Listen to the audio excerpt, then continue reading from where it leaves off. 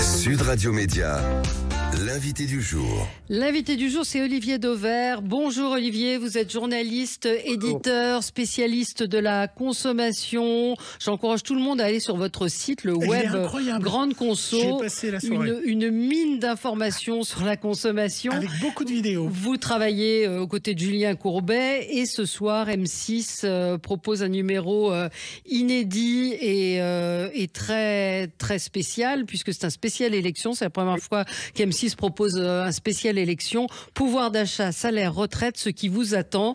Donc émission présentée sur M6 ce soir par Julien Courbet. Vous serez à ses côtés et c'est vrai que la principale préoccupation des Français, c'est le pouvoir d'achat.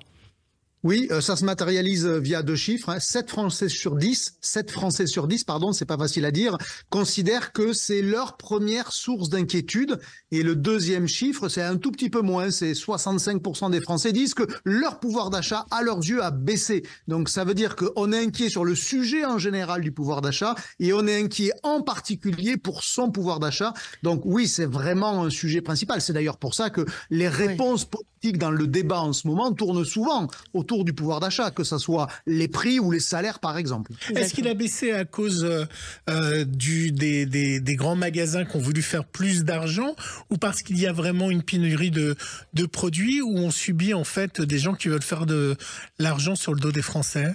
Alors c'est évidemment très compliqué, mais en gros, il y a une première explication qui est déjà presque personnelle, c'est que chacun d'entre nous, on en veut toujours plus. On veut et le dernier smartphone, et aller en vacances, et pouvoir aller au cinéma, dans un resto, que sais-je encore. Et donc, déjà, avant même de parler de pouvoir d'achat, soyons lucides sur notre propre vouloir d'achat, qui ne cesse de progresser. Et comme dans le même temps, notre pouvoir d'achat, lui, ne progresse pas vraiment, vous voyez que l'écart entre les deux, ça produit ce qu'on va appeler de la frustration. Donc ça, c'est la première raison, elle est presque, j'allais dire, allez, je vais oser un grand mot, sociologique. Ouais. Et après, il y a quand même des raisons factuelles, parce qu'il ne faut pas dire qu'il n'y a pas de problème, j'ai pas dit ça non plus, mais on va prendre le cas de l'alimentation. Depuis 2 ans, l'alimentation, elle a vu son prix progresser d'à peu près 25% dans les hypermarchés et les supermarchés. Ça, c'est factuel, ça se mesure. Et dans le même temps, malheureusement, les salaires, et notamment le SMIC, qui est l'indicateur un peu le plus officiel et public, sur lequel on ne peut pas contester qu'il y ait des statistiques fiables, eh bien, il a progressé qu'au niveau de l'inflation générale, c'est-à-dire à peu près 12%. Donc 12% d'inflation générale, 12% d'augmentation du SMIC, mais dans le même temps, 25% sur l'alimentation. Voilà pourquoi on peut dire factuellement que notamment les smicards, les personnes les plus modestes, ont perdu du pouvoir d'achat alimentaire. Et pour eux, c'est la double peine, parce qu'en plus, l'alimentaire, chez eux, pèse beaucoup de leur budget, plus que chez les gens aisés. Qu'est-ce qu'on va voir ce soir donc, dans l'émission d'M6 ? Parce que c'est un capital particulier, ça ne va pas avoir la même forme. Il y aura Martial Liu également à vos côtés. Vous allez passer en revue les programmes des candidats ? Oui, la particularité, c'est qu'on va passer en revue les programmes des 3 blocs, pour faire très simple, puisque dans ce partisme aujourd'hui dans la vie politique, mais on va les passer en revue par le prisme, par le tamis de familles qu'on est allé voir et qui nous ont ouvert leur compte, qui nous ont ouvert leur vie, et on va voir avec elles ce que ça voudrait dire si c'était tel programme qui l'emportait ou tel autre, qu'est-ce que ça changerait concrètement pour elle. C'est ça l'originalité de ce capital de ce soir, c'est en gros, suivant qui va gagner, qu'est-ce que ça va changer pour moi. Ce qui est une façon d'aider chacun ensuite à se dire, où vaut-il mieux que je vote, sachant qu'évidemment, le principal, c'est d'aller voter, et puis ensuite, chacun fait bien comme il veut, mais on va participer à éclairer le débat, non pas avec les petites phrases habituelles qu'il y a entre les hommes politiques sur les plateaux, mais avec les conséquences dans le budget, dans la vie, des familles qui nous ont, je le redis encore une fois, vraiment ouvert leur compte, et on va les remercier, mais surtout, c'est très pédagogique pour toutes les autres familles. Alors, pardon, juste une question, c'est possible de faire ce type d'exercice sans influer sur le vote ? Bah oui, parce que les familles que l'on est allé voir sont dans des situations très différentes. Vous pouvez avoir des familles pour lesquelles le programme de l'un va être plus intéressant parce que elles sont dans une situation telle, et à l'inverse, des familles dont ça sera le programme d'un autre bloc qui sera le plus intéressant. Donc, en aucune manière, évidemment, il s'agit de donner des consignes ou d'influencer. Vous l'imaginez, mais autant le redire. Oui, c'est ça, mais d'éclairer un choix, parce que en réalité, ce qu'il faut comprendre, c'est que les programmes des uns et des autres, c'est pas que la profession de foi que l'on reçoit dans la boîte aux lettres, c'est des conséquences concrètes dans nos vies. sur notre salaire, sur nos impôts, sur les transports en commun, que sais-je encore. Et finalement, là-dessus, on n'est pas tous égaux parce qu'on ne se ressemble pas tous. Et c'est bien un peu de diversité d'ailleurs. Hein. Alors Olivier, je vous nomme ministre de la Consommation. Je suis content que vous rentrez dans mon gouvernement. Ça va être quoi votre première mesure pour aider le pouvoir d'achat des gens? Qu'est-ce que vous feriez, vous qui connaissez tellement bien ce secteur? Alors moi, je me bats, et depuis longtemps déjà, pour une mesure toute simple qui est de donner de la transparence aux consommateurs pour qu'ils sachent ce qu'ils achètent. Parce qu'une part de notre consommation est faite sous influence, hein, c'est normal, ça s'appelle le marketing, ça s'appelle les marques, mais on nous dit pas tout. Vous voyez, par exemple, moi, quand j'achète dans mon supermarché un plat cuisiné, un poulet à la provençale ou que sais-je encore, et qu'on me met un drapeau bleu, blanc, rouge, et qu'on me dit, en tout petit, bien sûr, poulet origine Union européenne, ben ça me va pas. Parce qu'en gros, on me dit pas tout ce qu'il y a dans le produit que j'achète, alors que tous autant que nous sommes, on a le pouvoir, nous les consommateurs, de notre carte bancaire. Est-ce qu'on achète ce produit ou celui-ci? Et donc, en réalité, moi, je pense qu'une partie des sujets peuvent se résoudre au niveau de la consommation, en aidant le consommateur à savoir ce qu'il achète. Parce que si on fait un choix plus éclairé, c'est la même logique que faire un vote plus éclairé. Chacun fait ce qu'il veut, chacun fait ce qu'il peut, mais dès lors que l'on sait, on peut donner un sens à son geste. Et vous voyez, il y a des consommateurs, par exemple, qui, s'ils savaient mieux ce qu'ils achetaient, achèteraient différemment. Et peut-être que ça aiderait les producteurs en amont de la chaîne alimentaire, c'est-à-dire les agriculteurs. Ben voilà, si je suis ministre de la Consommation, pour répondre à votre question, eh bien, je me débrouille pour que sur tous les produits de mon supermarché, il y ait très clairement l'origine des ingrédients des produits que j'achète, et pas seulement quand c'est français. Parce qu'évidemment, moi, quand c'est français, ça s'appelle pas de la transparence, c'est du marketing. Je peux savoir si mon poulet, par exemple, il est polonais, si mon bœuf, il est allemand. J'ai rien contre les Polonais, j'ai rien contre les Allemands, mais j'ai juste envie de le savoir. Moi, j'ai un autre souci, Olivier. Quand j'achète mon camembert, je ne sais pas si je dois prendre le premier prix ou un camembert de marque. Alors, ça m'embête beaucoup parce que le premier prix, il est vraiment pas cher. Mais j'aime bien mon camembert de marque. Alors, je ne sais pas... quoi choisir? Est-ce que les premiers prix ont une vraie qualité et un vrai intérêt à acheter? Ou est-ce que finalement, entre guillemets, on donne aux pauvres des choses que ne veulent pas les riches?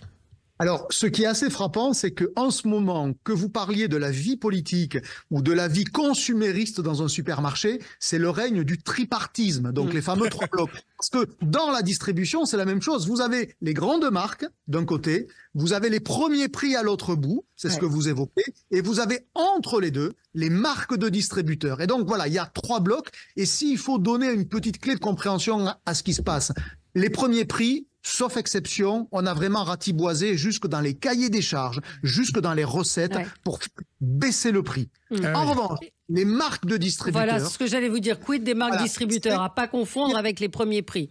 Absolument, c'est pour ça que je commençais par vous faire partager cette logique de trois blocs. Encore une fois, en vous disant, c'est comme les partis politiques aujourd'hui. Eh bien, la marque de distributeur, c'est quelque part le bon compromis. Parce que pour faire baisser le prix d'un produit à marque de distributeur, c'est pas d'abord par la recette ou le cahier des charges ou les ingrédients qu'on s'y attelle, c'est déjà en éliminant tous les coûts de marketing. Marketing et publicité.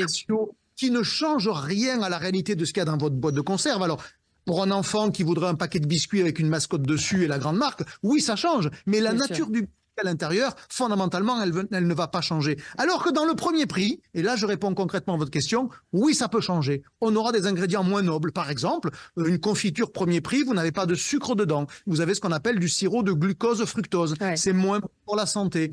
Quand vous avez par exemple une glace premier prix, vous n'avez pas de la crème fraîche. Vous savez que pour faire une crème glacée, il n'y a pas de crème fraîche. Il faut de la crème fraîche. Eh bien, mais comme il faut quand même de la matière grasse, on va mettre de l'huile végétale. Et donc, en gros, quand vous achetez un produit qui s'appelle dessert glacé, vous savez, un bac pour faire des boules de glace à la maison, si c'est du dessert glacé, c'est un premier prix, c'est de l'huile végétale qu'on a utilisée comme matière grasse. Si c'est de la crème glacée, c'est qu'il y a de la crème fraîche. En bouche, ça sera évidemment bien meilleur, ça sera plus rond, plus onctueux. Voilà, pour répondre à votre question, oui, il y a une différence de qualité entre le bloc le plus bas, le premier prix, le bloc le plus haut, la grande marque, mais il y a un bon compromis qui s'appelle la marque de distributeur qui est entre les deux, au milieu. Je ne fais pas de politique en disant ça, je le précise. Oui, il faut que les Français, en fait, apprennent à lire les étiquettes. C'est pas très compliqué. Mais en lisant les étiquettes, on peut rappeler, on ne cessera jamais de le rappeler, le premier ingrédient qui est cité est celui qui est le plus important dans la composition du produit. Et ça donne déjà des indications sur la qualité. Absolument, c'est par ordre décroissant, c'est la loi, c'est la réglementation. Donc déjà, c'est un premier indicateur que l'on peut donner. Ça, pour le coup, on ne peut pas tromper le consommateur, c'est la loi. Ouais. Il y a Carrefour qui a ouvert un nouveau magasin qui a fait beaucoup la une et de l'actualité. Je ne sais pas si vous allez en parler ce soir dans Capital. Que Carrefour ouvre un magasin de grand store, est-ce que franchement la grande distribution se fout un peu de nous quand même? Non, non, non. Alors là, je partage pas du tout. Ça illustre clairement qu'il y a dans ce pays une attente sociale pour du prix bas, pour du discount. Et qu'il y a des formes de vente qui y répondent. Je peux citer le succès d'Action. Action, c'est l'enseigne préférée des consommateurs dans toutes les études. Ouais. On peut en dire du bien, du mal, parce que ce que vous trouvez dedans, c'est parfois des produits qui ont été fabriqués lointainement en Asie, par exemple. Mais ça répond à une demande. Vous savez, les commerçants, ils ne sont pas idiots. S'il y a une demande des consommateurs, ils tentent d'y répondre. La particularité de ce que Carrefour a fait la semaine dernière, c'était d'ailleurs juste il y a une semaine, hein, c'était jeudi dernier, ça s'appelle Atacadão. Oui. C'est, pour ceux qui ne l'auraient pas vu, c'est un entrepôt qui a la taille d'un hypermarché où tout est présenté sur des palettes au sol, sur des grands racks comme il y a dans les entrepôts. Ouais, ouais. Et qui peut être moins cher, c'est pas tant qu'on vend des produits de mauvaise qualité, parce que dedans, il y a des grandes marques, mais c'est parce qu'on les vend de telle manière que ça coûte moins cher à les vendre. Je vais vous prendre un exemple. Quand vous vendez des boîtes de petits pois, que vous les vendez sur une palette, où vous avez quelqu'un qui amène avec ce qu'on appelle un petit palette, il les amène en une fois, il va mettre 400, 500 boîtes de petits pois d'un coup, ça coûte moins cher et tout le monde peut le comprendre que si vous les mettez une par une sur une étagère. Mais ce que je veux dire, c'est que...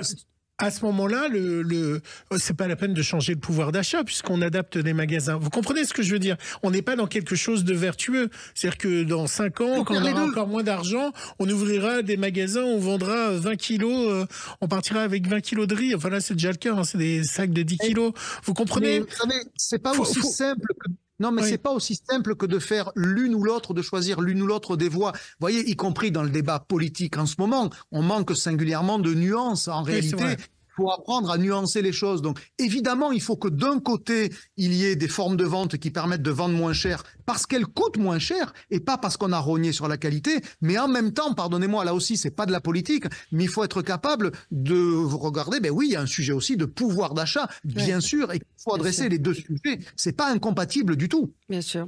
Merci beaucoup, Olivier Dauvert, d'avoir été avec nous, journaliste, éditeur. Je conseille encore une fois d'aller voir votre site et puis on vous retrouve ce soir donc sur M6. Capital, spécial élection, pouvoir d'achat, salaire, retraite, ce qui vous attend avec des cas concrets de Français, de toute comment on dit, géographie, de voilà, tout niveau géographie et tout niveau de vie sociale. Il y aura Martial You également en plateau avec vous et puis l'analyse des différentes propositions.